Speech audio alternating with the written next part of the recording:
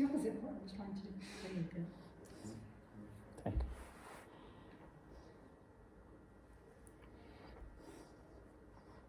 Thank you. In the name of God, the compassionate, the merciful, I am very grateful to God for being able to be with you. And the moment I arrived, I felt very much at home because I am myself a seminarian. So I feel at home. To make things very short, so basically I, as a teenager, had lots of questions about God. And I took my questions very seriously. So I decided to move to seminary in Iran to find my answers because I was not able to find answers in the books. So at the age of 17, I had to convince my parents to let me go to seminary in Qom, which is the main Shiite seminaries with, some about 80,000 seminarians. So this is the hub for us. So I was 17, I moved to seminary. And from beginning, my idea was to be able to find answers that convince my mind, but also give tranquility to my heart. So I had this conviction, and still I have this conviction, that these two should work together, mind and heart. So I studied philosophy, Islamic philosophy, Western philosophy. Later, I did my BA and MA in Western philosophy at Tehran University. So I used to commute from Qom to Tehran. And I also did Islamic studies. Then in 1996, I came to the UK to do my PhD in Manchester on moral philosophy, on ethical relativism. My thesis was purely philosophical, but I said this is a very good time for me to know more about Christianity, because in the seminary and also in university, we had lots of courses on, some theologians and philosophers, especially, medieval ages, philosophers. But I didn't have that much eye-to-eye encounter with Christians, because more than 99% of Iranians are Muslims. So I thought now it's a good time for me to know more about Christianity as a lived and practiced. And initially it was not easy. In late 90s, we didn't have those many initiatives on interface like today. And therefore, we approached Focolare movement in Italy, because my wife's friend was in Italy and we had heard about them. And we were visited by one of our Focolare sisters from Liverpool. She came to Manchester to our house, and we were invited to a day meeting in Hope University. That was very first time we attended a Christian gathering. And it was very interesting that being far from our home and a religious city like Qom, we felt there are other people who love God, and we could feel with our heart this is genuine love for God. So we rediscovered faith in a kind of secular society. And next to me there was a priest who is also a Benedictine monk, Father Jonathan, maybe from Leyland, Jonathan Cotton. So this is the very first time I sit next to a priest. I never sat next to a priest. But thanks to God, I didn't feel, strange or afraid. And I, just started talking to him. I said, I come from seminary background. Is it possible for me to visit a Christian seminary? So I wanted to know more, how our colleagues, in Christian faith teach and, educate, etc. So this is 97. So he said, maybe we can visit Ampleforth Abbey. He said it's not a seminary, but a place for formation of monks. And because he himself was from the same community. So we together went to Ampleforth, And this is the first time I go into a monastery. And we slept overnight. We attended prayers, and I very much loved, their Gregorian chant. And even sometime in Qom, I was driving and listening to Gregorian chant. So because I feel this is part of my own, tradition. I don't think it's, partition between Islam and Christianity. So Abbot Timothy, that so maybe some of you know. So he told me, Muhammad, don't let these monks contaminate you. He had, a strong sense of humor. But later, after many years, when we became friends, he said, when you came to our monastery, I was worried what this smiling face is going to do here. So he had worry, but he put his worry in this way, that don't let them contaminate. Why I say this? Because many times when we don't know each other, then we may feel there is something suspicious, especially if the person is very open, very kind, your suspicion increases. Yeah? Why this person is so good, so respectful? There must be something hidden. So, he told me, Muhammad, you can come with your family. And my wife, also because of our relation with our Focolare friends, we attended Mariapolis, etc., decided to work for her MA dissertation on love in Christianity and Islam, which was later published by New City also. So we used to go to monastery. Sometimes we stayed for a week in their guest house, studying the library, discussing with the monks, and we made a good relation. And then in 2000, after several years, it was when he asked me to give a talk to monks about Islam. And anyway, to make things very short, when I was going back to Iran after I finished my PhD in 2001, I invited one of the monks who had PhD in theology, Father Woolston, and said, you can visit us in Qom. And this is the first time I invite Christians, to Qom. I never, invited any Christian before. But I was sure that my community would be happy. So I invited him. He said I should seek permission from the abbot. So he talked to Abbot Timothy, who was at that time abbot of Ampleforth, and he said, I myself like to come also. So both of them visited us in 2002. And we organized for them, lectures, we advertised in the seminary, and they were very happy.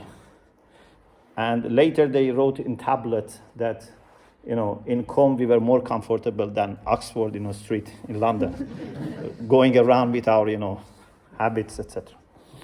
So in the car, when we were going from Qom to Tehran, we thought, what could be the next step? Very simple discussion. Like, my discussion with the Father Jonathan, just, simple, which led to this relation. This was a very simple discussion. We thought maybe we can organize Catholic-Shia Dialogue in the UK. And they said, yes, we can do it in Ampleforth. I said, Ampleforth is excellent. But most of our community are not in Yorkshire. Most of them are in big places because our community is not, that massive. So mainly in big places. So they said when we go back to the UK, we try to find a partner in London so that we can have part of it in London and part of it in Ampleforth. So they approached Heathrow College. You know that it was, run by Jesuits.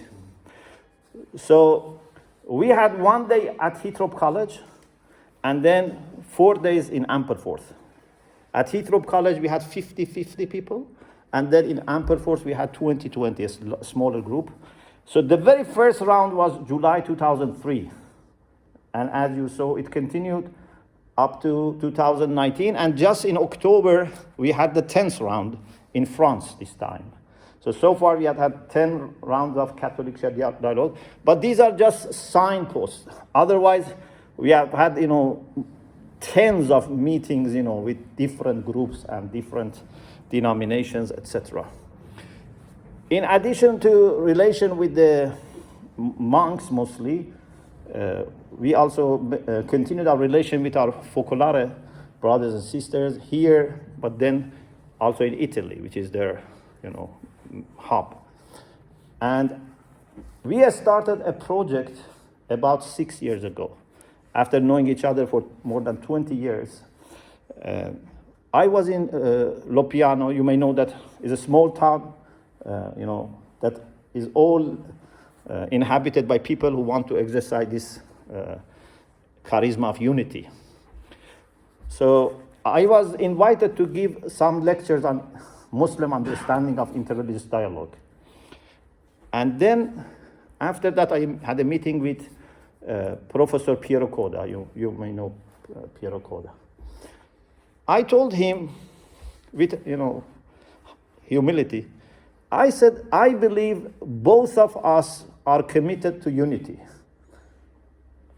You are working for unity, and I think I am trying to work for unity, but I think we are stuck. I think we have gone to some extent, but we are stuck. And on the other hand, I know that if we really struggle for guidance, God will guide us. So we have to find out why God is not guiding us further to take this unity further. We know each other already for 20 years. We love each other. We trust each other. But I think this is not adequate. I said, in my humble understanding, I cannot say to God that I did my best for understanding your plan for unity if I only read Muslim books and discuss with Muslim friends. And I think you the same. You cannot say to God, you did your best if you only discuss with Christian friends and read Christian books. We need to sit together, think together, and ask God to guide us. God may put something in your mind or my mind or anyone else's mind. That doesn't matter. We have to welcome something from God. I said, now I'm in London because I was in Iran. Then in 2014, I went back again to London, and I was imam of the community, for 5 years. And this was 2016. It was when I was imam in London. So I said, I can come every few months. We talk, we discuss, see if we receive any guidance from God. He very much welcomed the idea, and he said, what should we call this project? I didn't think about a name. It just came to my mind, Wings of Unity. So we started Wings of Unity. Means we need 2 wings. You cannot fly with 1 wing. You need 2 wings. And coda, in Italian means tail. So we have 2 wings and tail, so we can fly perfectly. So we started this project of Wings of Unity. And the first round was in 2016 in July. We discussed this in April, and in July we had the first round. So just few of us got together, 4 or 5 from each side. And thanks to God, it went very well. One of our Catholic friends has done his PhD on interreligious dialogue. Vincenzo, you may know. So after one day, he said my idea of interfaith dialogue changed. Because interfaith dialogue is good, but I think it's not adequate. You sit on the other side of the desk and I sit here, we discuss, and everyone tries to be polite and respectful, but at the same time, everyone wants to win. Yeah? Oh God, please help me to show how beautiful is our heritage and how superior is our heritage. Let me guide them. This is not the way we look at dialogue. We say this is good, but it's not enough. We need to work for unity. Like, I say sometimes this example, I said a marriage. 2 people who want to get married, maybe they talk to each other. Yeah, but marriage is not talking to each other. You talk to each other to see whether you can make a joint family. Yeah, but unity is much more than talking to each other. We need to be united under God. And instead of talking to each other, we need to silence ourselves and listen to God. So this is a new kind of approach. God speaks sometimes to a Christian ear, sometimes to a Muslim ear, sometimes to both. No one can say God has only spoken to people of my tradition. God speaks to different people. If we really love God, which I think we all love God, and God is central for us, we should not put a condition for God. I only listen to you if you speak to me through a Christian ear. I should say, God, I would listen to you no matter where you want to choose to talk, to guide, to inspire. Even maybe outside our Abrahamic tradition. We have to be open. Maybe God talks to us through nature. Maybe God talks through scriptures, through saints from this tradition or that tradition. So, the idea in the last 6 years, which we are trying to learn, is how we can together listen to God. And I think that when we listen to God together, we are in a much better position to understand the will of God. Because we bring the best of both traditions, and also we try to get rid of our ego. Because we religious people, I think, sometimes have religious ego. Sometimes people have personal ego, but religious people also have sometimes religious ego. Yeah? I cover my ego and say, this is for the sake of Islam.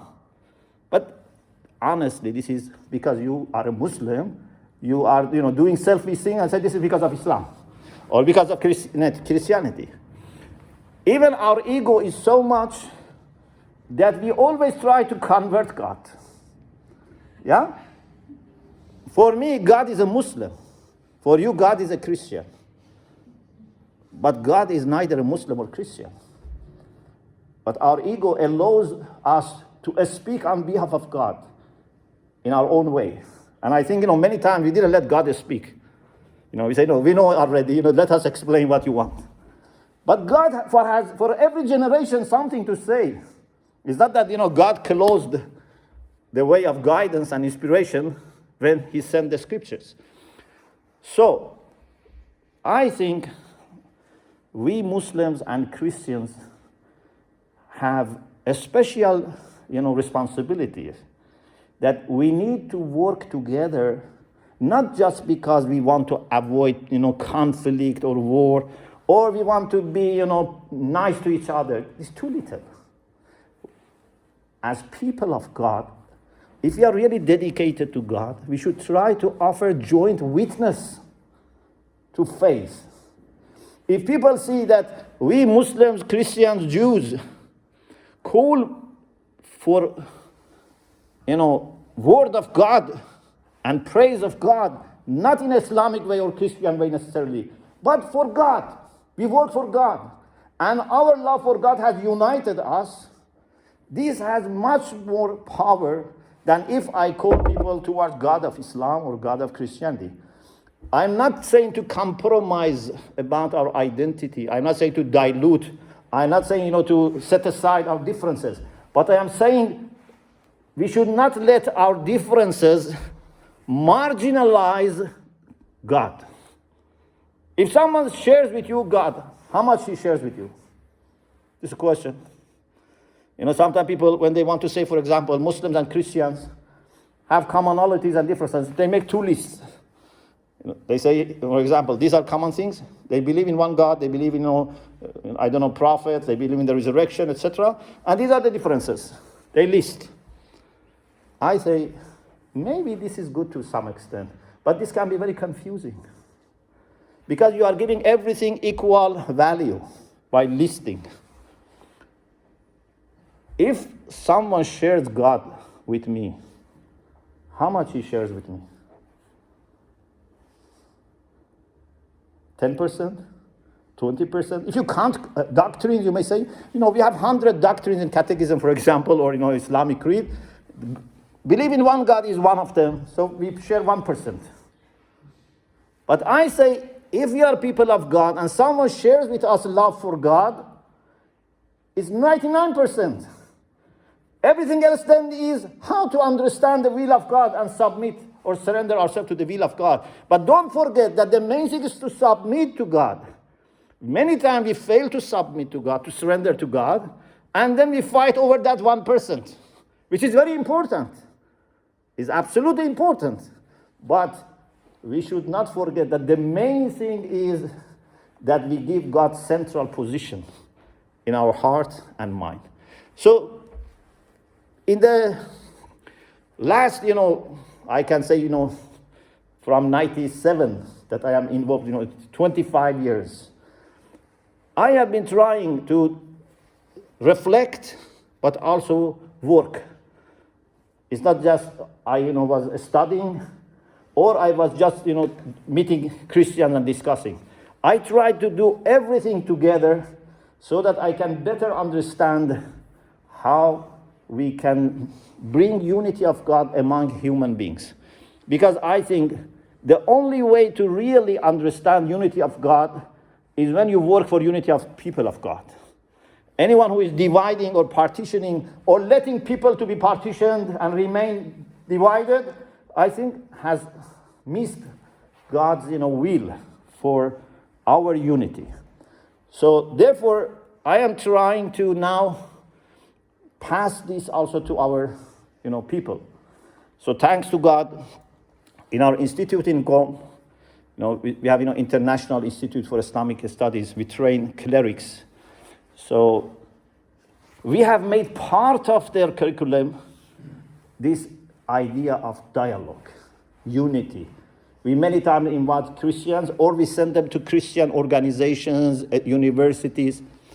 One of the very good programs we started is with Tangaza University. Maybe you saw that 8th round of Catholic-Shia Dialogue was in Nairobi. And we had 2 half-day programs on the side in Tangaza. Tangaza University, founded and run by religious orders in Nairobi. So we had 2 half-day programs under Unity of God and Unity in God in 2018. And since then, our relation grew. And every year we send our new seminarians in our institute for 3-week joint course on Islam and Christianity. July this year, I went myself for the 3rd time that we have this joint course. 11 young seminarians from Qom went to Nairobi, and we had also, Christians. So we have made this part of formation. I think today you cannot have proper formation without knowing how to relate to other people of faith. It's very much needed. So we discussed this, but we also introduced to our young seminarians. Also, I have some people who are not seminarians, but my students in UK, in Canada, US. We have a online program. Every year we take them to either Italy or to Switzerland. We have programs with WCC in Geneva and also Focolare in Monte. So far, maybe about 100 people from young professionals from our community have been traveling with me to see our friendship and unity with our Christian brothers and sisters. I think this is the service I can do to my community. At the same time that I try to strengthen them with Islamic education, but I think this is also part of Islamic education, so that they know how to see the bigger picture, how to see unity of God and unity in God. I end with one, story. In 2017, as part of Wings of Unity project, we decided to take some Catholic youths and Shia youths to North Italy, to Nadico. So we had about 30 Shia youths and about some 20 Catholic youths, and we went for a week to Tonadico. At one point, we climbed mountains rather than Dolomites. We went to mountains, and something very naturally, organically happened. Some of our youths sat on a cliff, and because it was very beautiful, they were inspired, so they started praying. And then some Catholic youths joined them. They started praying together. they had such a deep sense of spirituality that one of our people who has, PhD in neuroscience, so he's not a naive person, but he said, I felt such tranquility when we Muslims and Christians were praying together that I said, oh God, I want to die with this tranquility. Whenever I'm going to die, I want to have the same tranquility. And I say, this is the sign of being on the right track. If in my connection with God, I see presence of a Christian as a trouble, it's a problem. If I see it as useless, it's a problem. If I see presence of a Christian enriching my connection with God, this is the sign that you're on the right track. If I go to a place of worship, which belongs to another tradition, and I feel this is sacred, you're on the right track. If you say, no, we say, no, fake. They don't pray. They, just pretend. This means we are not on the right track. So we need to see how God is at work in every tradition. They are not equal. I'm not saying differences are not important, but I say you have to see genuine faith and love exist among different traditions. And we need to work together. Forget our egoistic, plans or preferences.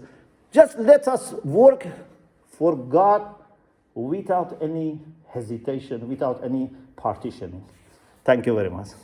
Thank you. Thank you.